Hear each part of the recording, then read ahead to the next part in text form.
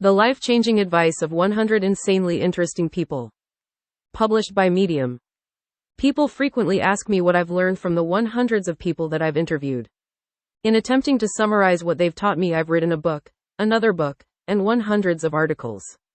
They've changed my habits, helped me rewrite my story, and accomplish things that at one time seemed impossible. These are some of the most valuable lessons I've learned over the last decade of interviewing more than 700 insanely interesting people.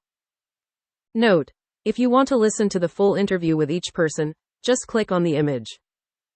1. Everybody is faking it. Danielle Laporte. We live in a world that encourages to craft an image that is polished, perfected, and run through our Instagram filter of choice. There's no Facebook photo album for a person's inner turmoil, and the darkest of our thoughts are deemed inappropriate for public consumption. Because our view of a person's world is one-dimensional, we fill in the gaps and construct false images of who they are. At first, this realization is disturbing. But once we've come to terms with it, we're liberated to make choices that serve us. 2. Ego is the enemy of everything you hope to achieve, will achieve, and have achieved. Ryan Holiday. When you have experienced any success, it's tempting to believe that you are entitled to whatever comes your way. Ego often derails the promising careers of many people. As a result, rising stars usually spend the rest of their careers lingering in obscurity. 3. We don't have to conquer fear. We have to change our relationship with it. Kristen Ulmer.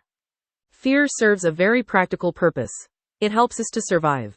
But so often we try to suppress our fear, and in doing so, we suppress ourselves. When we stop resisting uncomfortable emotions, they start to lose their power over us.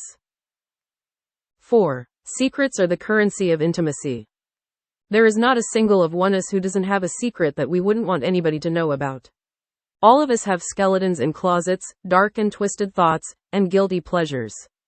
But when we can find just one person to share a secret with, even if it's anonymous, we live more freely. 5. Creativity can build a bridge between people. When Jonathan Kislev was growing up in Israel, he was terrified of Arabs. When a teacher offered him the opportunity to go and paint with Arab kids for a weekend, he said, "No way, I don't want to die." But that weekend forever changed the heart of a 12-year-old boy. The simple act of painting a mural together built a bridge between a group of people in a region torn apart by conflict for decades, and a young boy who loved to paint, after serving in the Israeli military, became a peace activist. 6. We can choose wonder over worry. Amber Ray. I've spent my whole life worrying about the future. When I was in high school, I worried about college. In college, I worried about getting a job. After finishing school, I worried about getting married.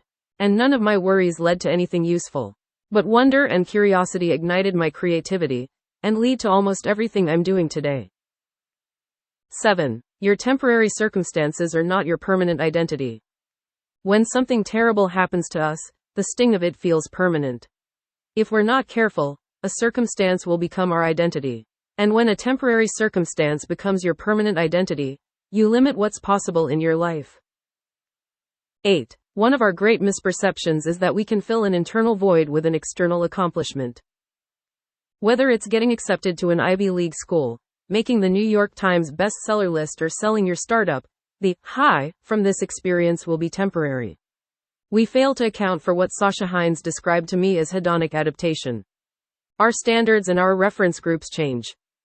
When I got my book deal in 2015, I was thrilled. Up until that point, my reference group was people who didn't have a book deal. Shortly after, my reference group changed. It was other published authors.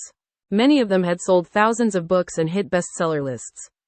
That became my new standard for success, and the high wore off. Imagine that you sell your startup for $50 million. You'd probably walk around with a shit-eating grin on your face for a few weeks. Maybe you'd buy yourself a few toys, pay off some debt, etc. Eventually, the high would wear off. DHH echoes this sentiment in his article The Day I Became a Millionaire. Because of hedonic adaptation, being rich is your new normal. And whatever void you thought it would fill, would be replaced by a new one. 9. Becoming the best version of yourself is possible, but it sometimes requires making a major change in your life. You might have to move from where you live, break up with the person you're dating, or leave a job you hate to become the best version of yourself. None of these things are easy or comfortable. In fact, they'll probably suck in the short term. But it's better to make short-term sacrifices for long-term gains rather than the other way around. 10. Great ideas emerge from imagination and possibility, not being realistic. Dr. Srinivas Pillai. Most of what we take for granted today would have seemed unfathomable as little as a decade ago. Building a website in hours instead of weeks was unrealistic. It was unrealistic that we could push a button and car would show up.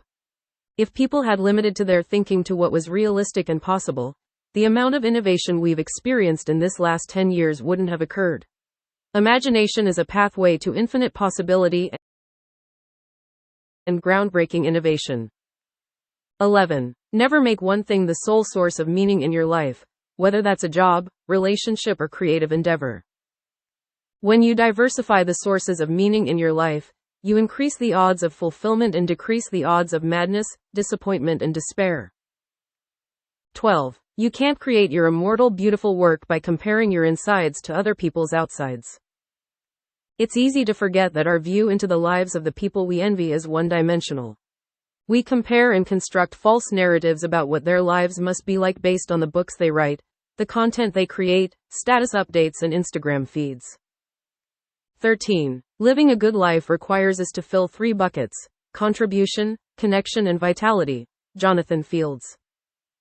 If your contribution bucket is overflowing because you're building an empire, putting in 100-hour work weeks, and attempting to change the world, eventually an empty vitality bucket will catch up with you.